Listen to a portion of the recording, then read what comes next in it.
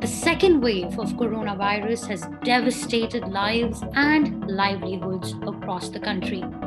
What makes the second wave worse is the fact that this time around, COVID 19 has traveled to small town India, to our villages, tier 2 and tier 3 cities. Last year, the year 2020, saw an unprecedented lockdown. This year, the approach towards lockdowns has been different. We've seen state specific lockdowns, but that has not protected the economy the way one would have hoped.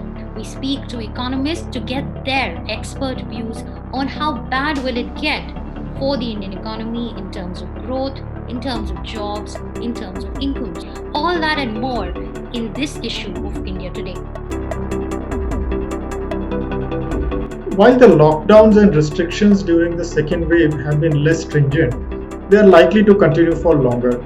State governments are exercising extreme caution when considering fully unlocking the economy due to the possibility of a third wave, and this will continue till we have effective vaccination. As a result, the GDP growth outlook for 21-22 is being revised down, and we now expect single-digit GDP growth from double digits, which we expected earlier. Output and employment in contact-based services such as tourism, hospitality, airlines, I think which were hit hard by the first wave, continue to be battered this year as well. About the medium to long-term impact of the pandemic, we will only learn over time. But for now, it looks certain that government will have to do the heavy lifting, not only for the health sector, but also in mitigating collateral damage across all the sectors.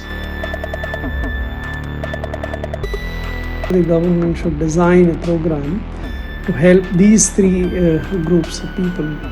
The SMEs, which can be nurtured with some sort of capital assistance. The labor needs to be provided some assistance to tide over. And finally, the poor need to be given the assistance to keep their life and together. Some cash assistance, some grain assistance is something which can be given. In FY22, we expect the government will draw from the existing toolkit as deemed appropriate based on the evolving situation. In addition to the forms of income and demand, other forms of focus could be any further modifications in the ECLGS scheme as appear necessary and enhanced funding of the vaccination drive. Above all, expedited vaccine availability should be prioritized to defend against any third wave of COVID-19, minimize future disruptions to demand and supply, and also to boost sentiment regarding the health and economic outlook. Well, if there is one underlying theme, it is this: that the government has to inspire the confidence of businesses, individuals, and of investors. It needs to think long term. It needs to spell out a bold vision to build an India that's capable of competing in the post-pandemic world. You can get a complete assessment of the Indian economy and a lot more in our current issue of India Today on Stands Now.